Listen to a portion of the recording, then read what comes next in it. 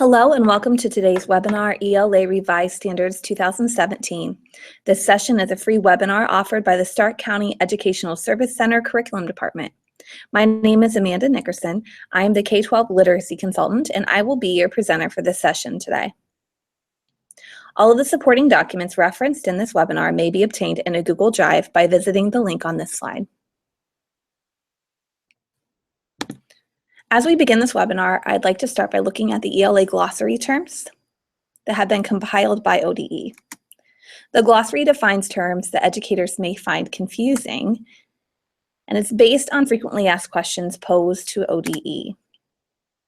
Because of this, it is not intended to be a comprehensive list of literary terms or a list for students, especially since they're really basing it on questions from educators in response to some questions they had about what the terms were meaning and how they were being applied, especially in regards to state testing. Really just a starting point for teaching academic vocabulary, but that's important to note.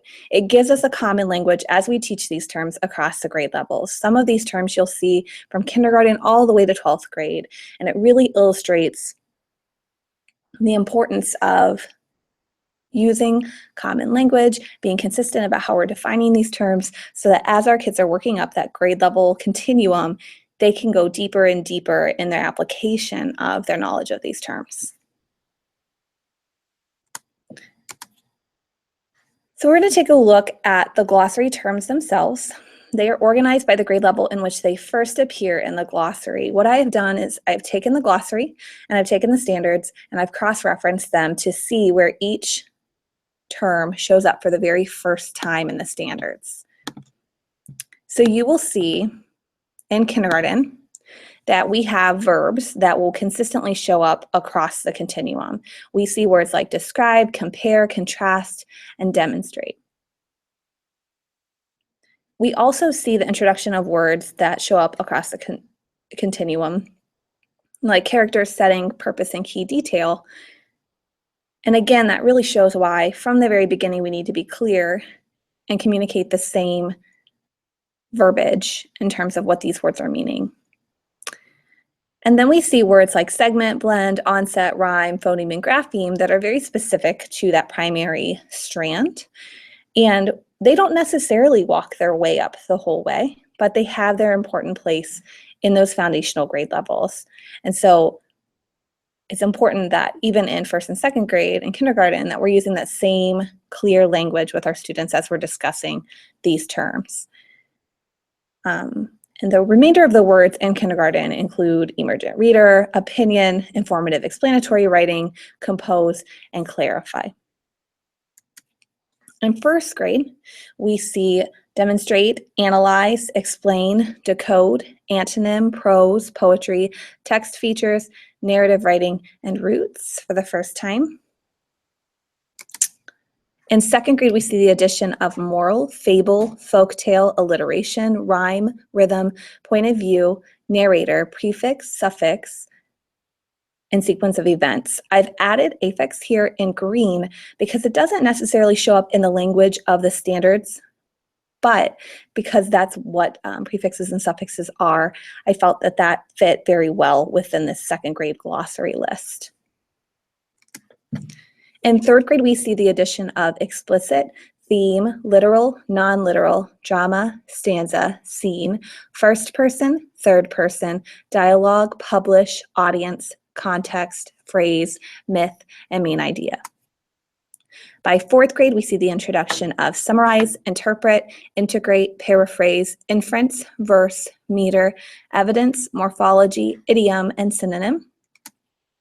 By fifth grade, we see the words figurative language, perspective, tone, mood, genre, clause, transitions, revise, edit, adage, proverb, metaphor, and simile. By sixth grade, the list becomes a little bit shorter. We now see evaluate, connotation, sensory language, thesis statement, claim, figures of speech, and personification. By seventh grade, we see the addition of assess, plot, soliloquy, sonnet, scaffolding, argument, plagiarism, and nuance. By 8th grade, we see the words analogy, allusion, suspense, pun, and denotation. In 9th through 10th grade, we see the addition of flashback, rhetoric, seminal U.S. documents, and parallel structure. And by the 11th and 12th grade level, we see the addition of diction, satire, irony, premise, and syntax. Again, it's important to note how this builds throughout the grade levels. We had a lot of words in kindergarten, and many of them were still applicable at the 12th grade level. You see fewer as you work your way up because this is a cumulative list of words. Other glossary terms that cannot be directly aligned with grade levels are alignment, author's purpose. They include a distinction between close reading and close reading.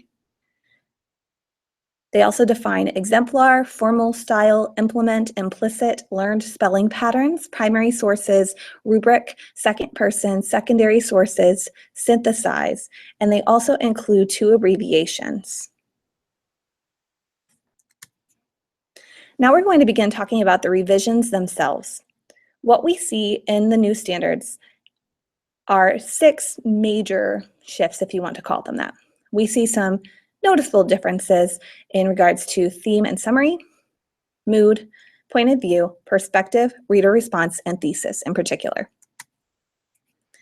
What I've done is break the revisions in the standards into a couple grade level bands to take a look at the overall picture beyond those 6, and then we're going to zoom in a little bit closer at the 6 major shifts. So in the K through 5 grade level band, what we see is that content area vocabulary is now prioritized with the explanation in parentheses.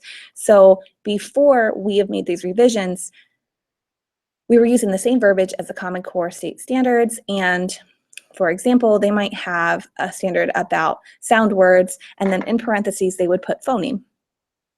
Now what we're seeing is phoneme is prominently displayed in the standards first, and then sound words shows up in parentheses. What this does is really prioritize the importance of using academic content area vocabulary with our students. Mostly in this grade level band, we do see clarity and technical edits, some commas that are being added, some grammatical differences, but a lot of those changes do not change the integrity of the standards themselves. 2 standards did have to be revised for vertical alignment, K through 12, and we will take a look at those more closely in just a moment. Hyperlinks to digital literacy tools and instructional resources have been included for pertinent standards. Time restrictions for producing and publishing writing pieces have been eliminated for equity reasons. In the past, the standards told us exactly how much a student should be writing within a class period. That has been taken out of the standards. In grades 6 through 8, students in this band must use sensory language related to mood. It starts laying the foundation for those upper grade levels. The majority of standards in the 6th through 8th grade band were revised for clarity. So, for example, perspective and point of view. 2 standards had to be revised for vertical alignment, K through 12, as I've already mentioned. Time restrictions for writing have also been eliminated for equity reasons in this grade level band. The addition and progression of requirements for students to produce a thesis statement while writing argumentative and informative explanatory text begins in this grade level band, specifically at 6th grade. And then if we take a look at the revisions in the 9th through 12th grade band, we will see that standards with religious works have been clarified. Content additions included thesis statements, reader response, and mood. 2 standards had to be revised for vertical alignment, K through 12, as we've mentioned. Technical edits included grammatical corrections to punctuation and phrasing. Now, as we take a look at these nitty-gritty details with those 6 very important standards, I wanted to take a moment to show you how I've organized the slides ahead. You will see black text. Whenever you see black text, that shows that the standards have remained the same. The red underlined text denotes revisions to the standards. The revisions are not presented grade level by grade level in this presentation. They're presented by standard and focus to highlight the vertical alignment and how the expectations build across the grade levels. For a closer look, please check out the vertical alignment documents created by ODE. They're great tools for planning, intervention, and enrichment, and you can also find them inside of the Google Drive, accessible by the link on the first and last slides. Okay, so we're going to take a look at reader response first. Essentially, this is a standard that shows up at the end of the literature standards. And it has read more or less that students will read proficiently at grade level, and that was pretty much it. It was pretty simple.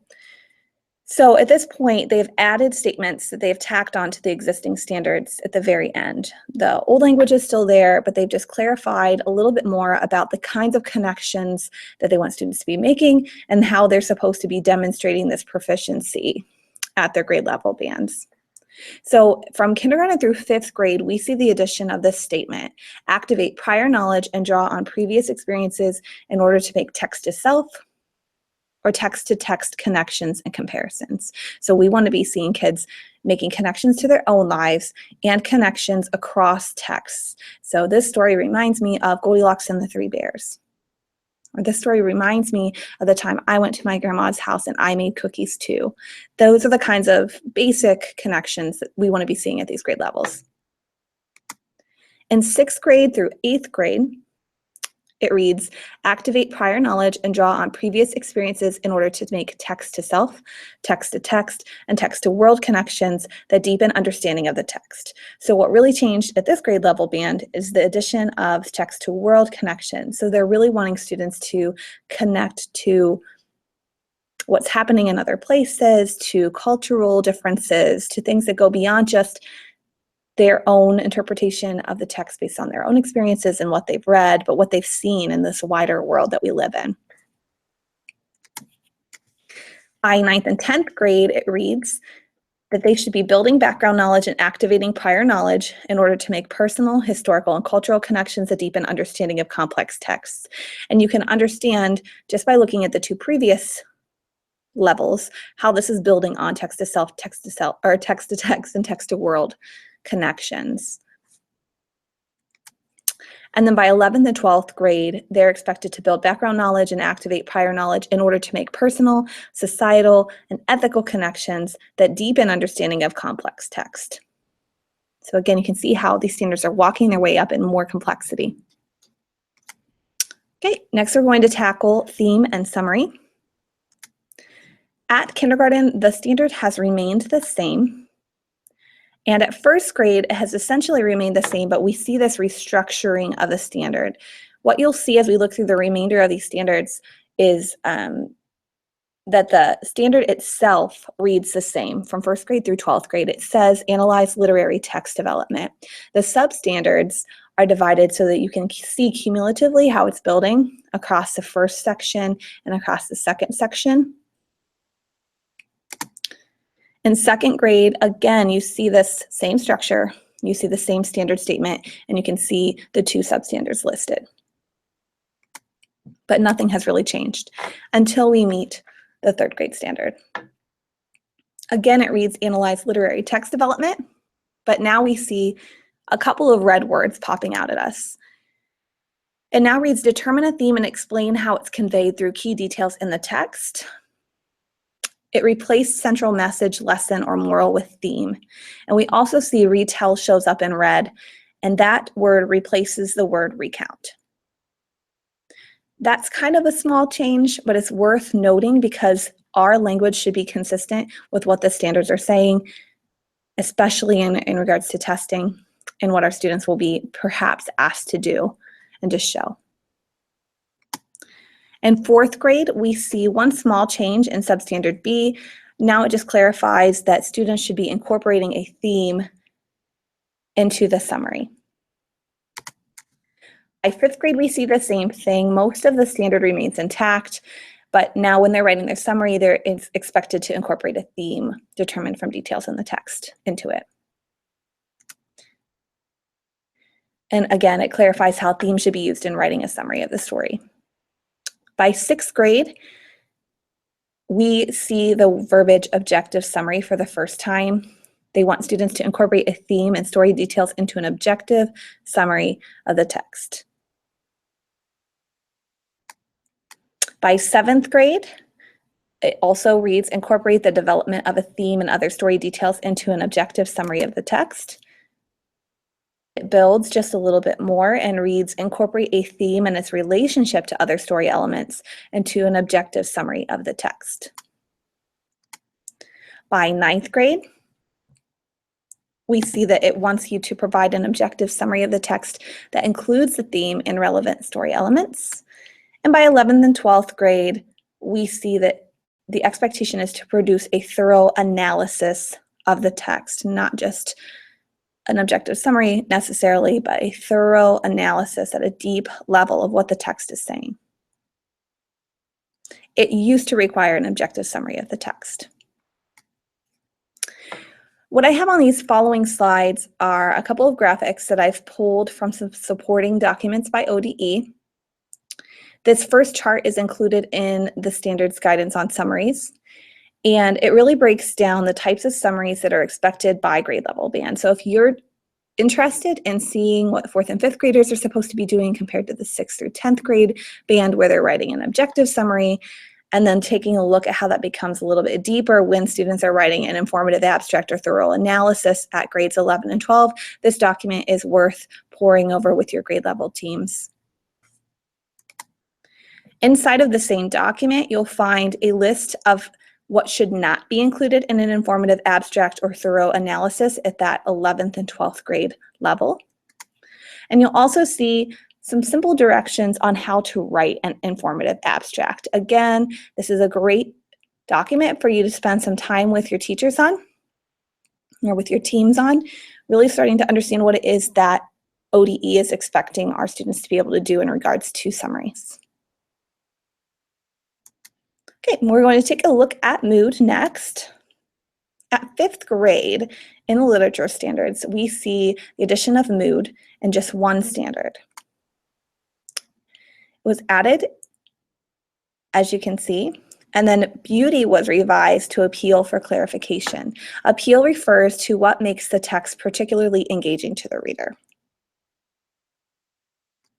And in 6th grade, we see that most of the standard has remained the same here for the standard 6.4, but what we see is that they expect them to analyze the impact of specific word choices, including sensory language on meaning and tone. So although it's not using the term mood at the 6th grade level yet, it's laying the foundation because students should be able to key in on those word choices, really look at the sensory language that's being used, and start to figure out the kinds of feelings and tones that are produced and evoked from those language choices. In 7th grade, we see that they've added right in the middle of the standard that they want students to analyze the impact of specific language choices, such as sensory words or phrases, on meaning and tone. And they go on to explain the types of things that will be analyzed, like rhymes and repetitions of sounds with alliteration. So again, we're not seeing the word mood here, but this is laying the foundation for that. In 8th grade is the first time that we see the word mood explicitly. They've tucked it right in there where students are analyzing the impact of specific word choices on meaning, mood, and tone, including analogies or allusions to other texts. Also included mood for the first time and tucked it in there where it says analyze the cumulative impact of specific word choices on meaning, mood, and tone. And then it also wants you to take a look at how the language evokes a sense of time and place or an emotion. In 11th and 12th grade, we see the addition of the word denotative.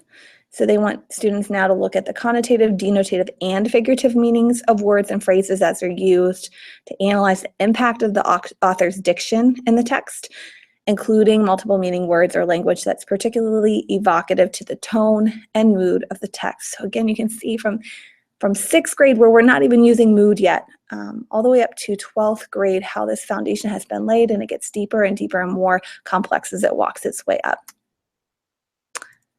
The next major shift has to do with point of view and perspective, and you can see that in kindergarten, the standard did not change. In first grade, it did not change. In second grade, we begin to see our first significant change to this standard. It now says, distinguish between points of view when referring to narrators and characters, recognizing when the narrator is a character in the story.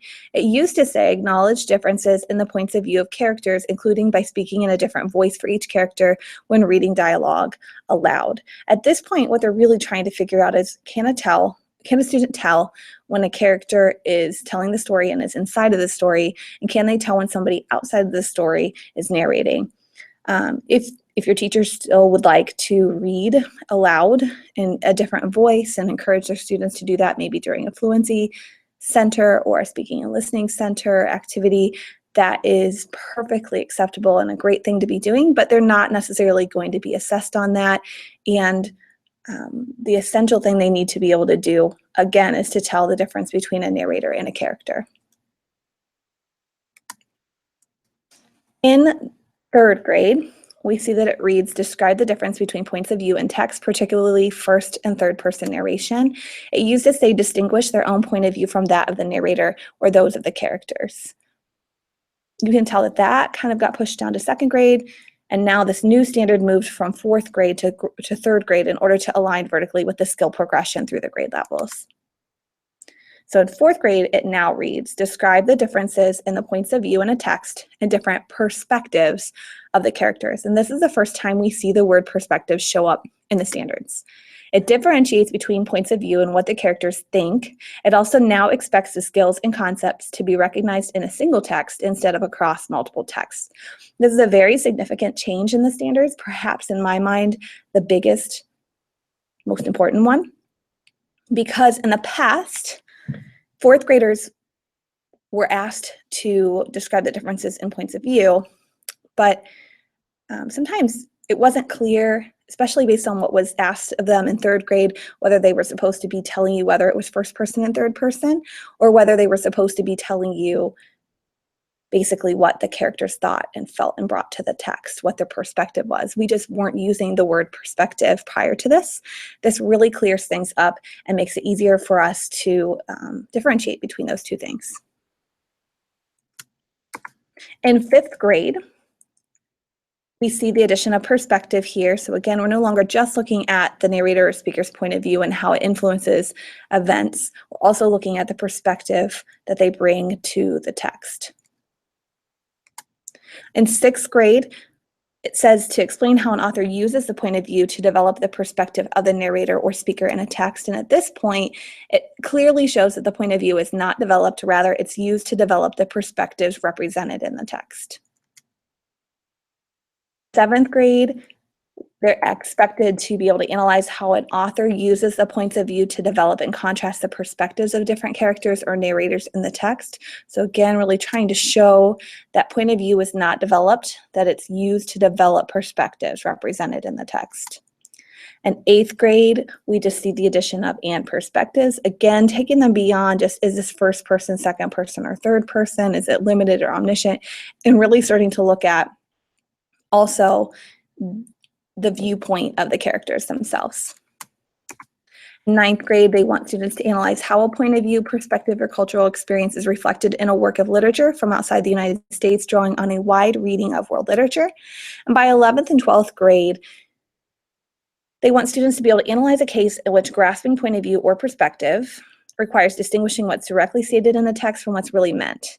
For example, satire, sarcasm, irony, or understatement, and evaluate the impact of these literary devices on the content and style of the text. You can tell with that last statement that we're taking things a lot deeper than we have in the past with that standard.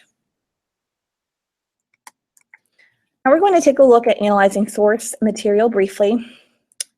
In 8th grade, they're now asked to analyze how a modern work of fiction alludes to themes, and also another addition is just the clarification that religious literary texts, such as, but not limited to, the Bible and the Epic of Gilgamesh should be used.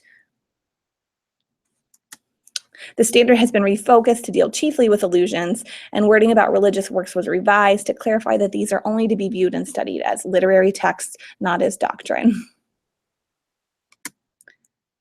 By 9th grade, it remains mostly the same, but it adds that piece about alluding to the source material in a specific work and analyzing how that works. In 11th and 12th grade, it remains mostly the same, with the only real distinguishing difference being that instead of just comparing two texts from the same period and looking at how they treat similar themes or topics, we're now expected to give our students exposure to diverse texts from the same time period and looking at how they treat similar themes or topics. Okay. The next major shift in the standards has to do with informational text development.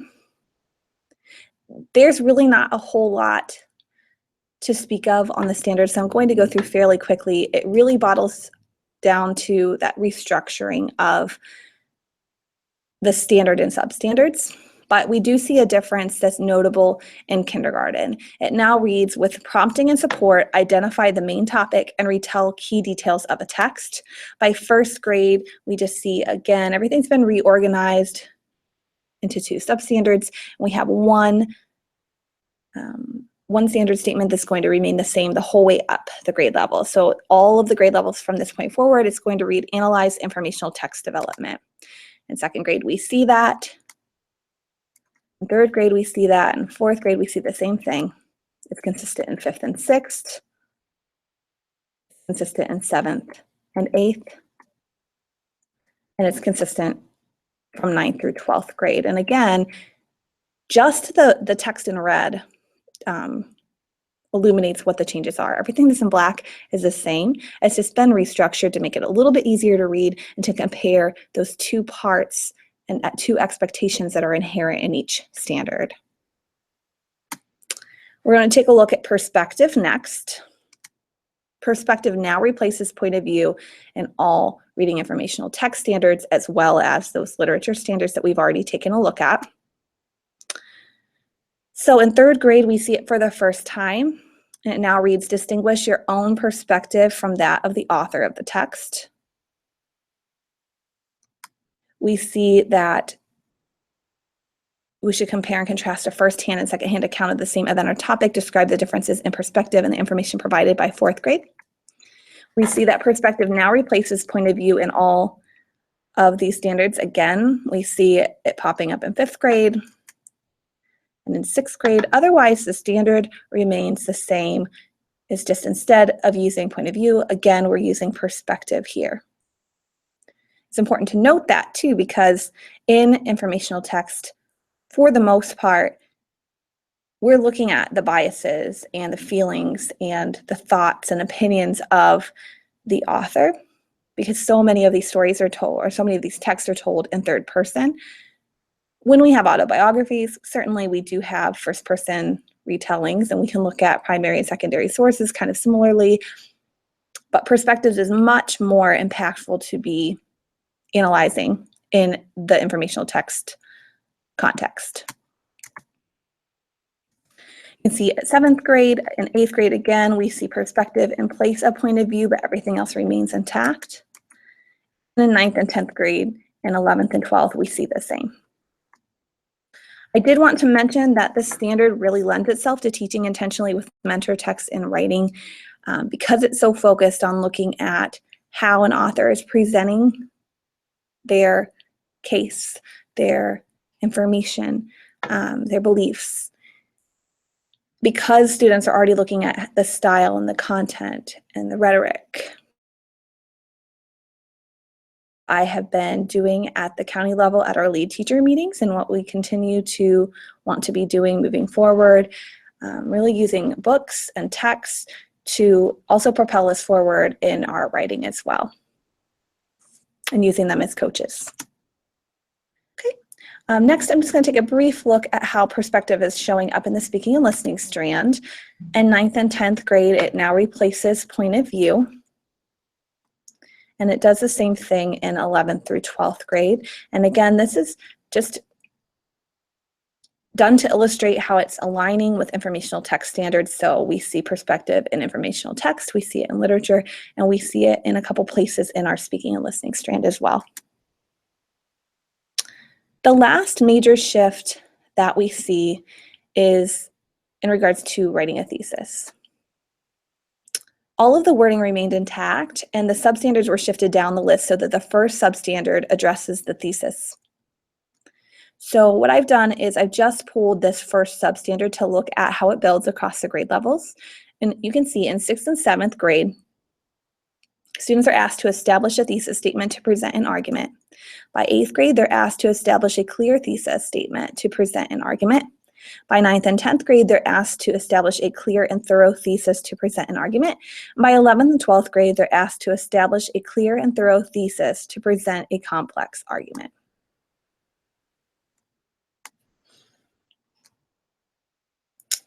They're also required to do this in an informational text. So we can see basically the same wording here.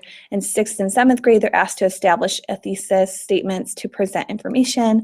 By 8th grade, they're asked to establish a clear thesis statement to present information. By 9th and 10th grade, they're asked to establish a clear and thorough thesis to present information. By 11th and 12th grade, they're asked to establish a clear and thorough thesis to present and explain information.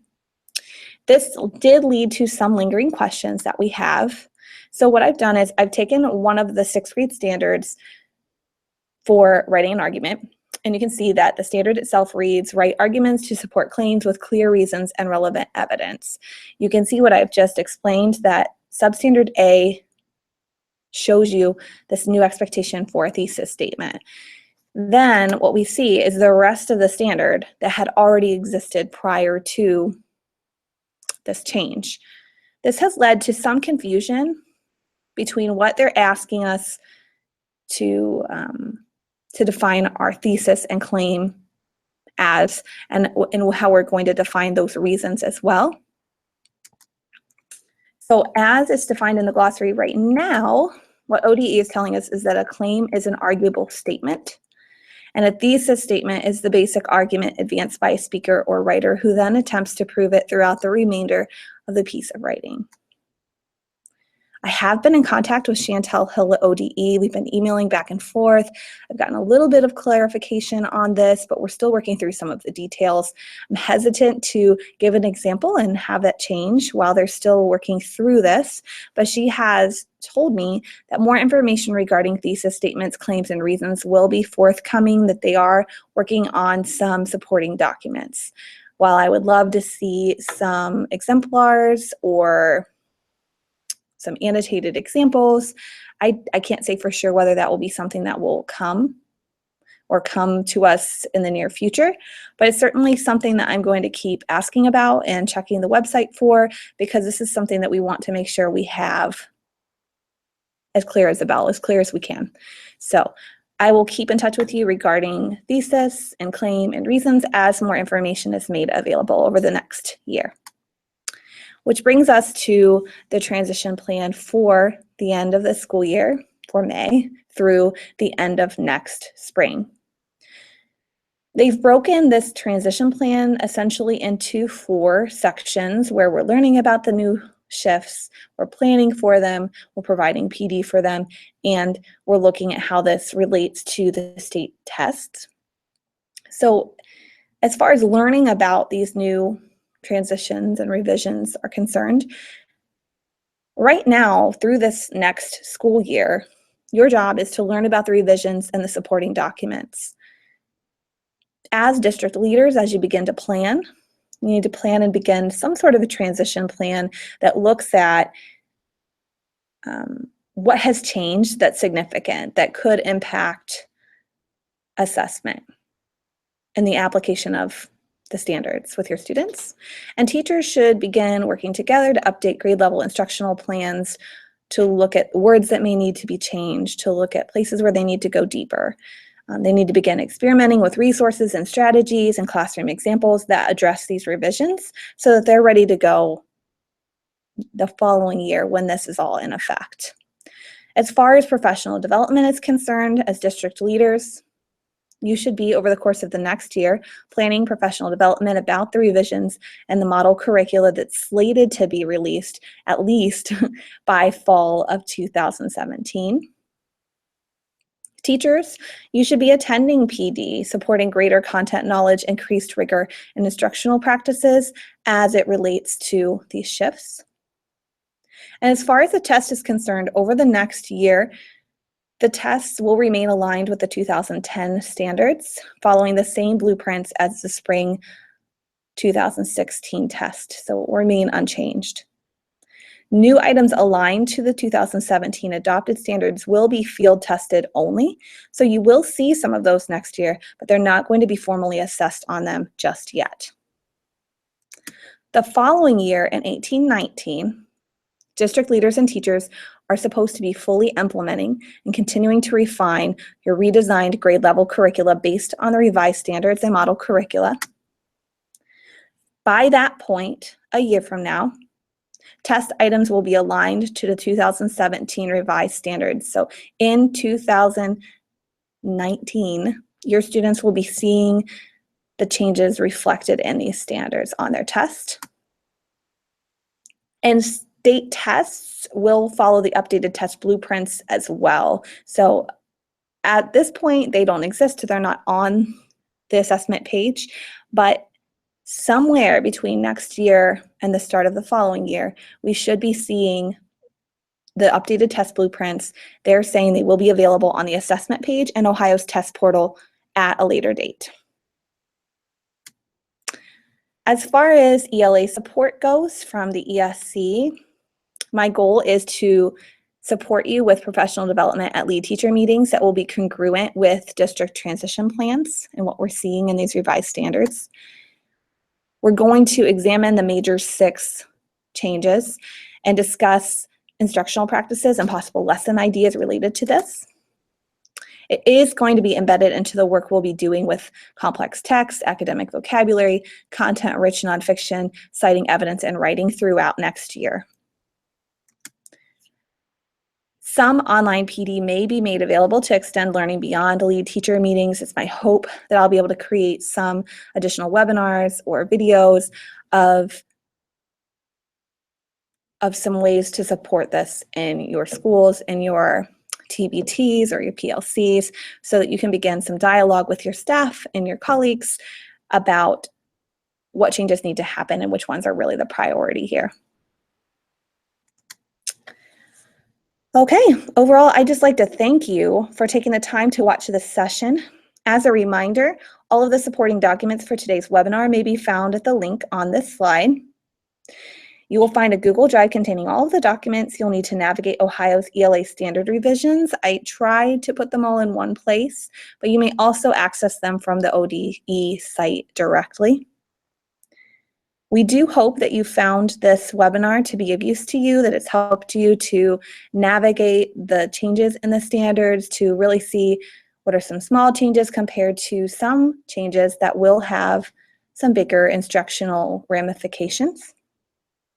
We hope to see you again for more webinars in the future. Thank you.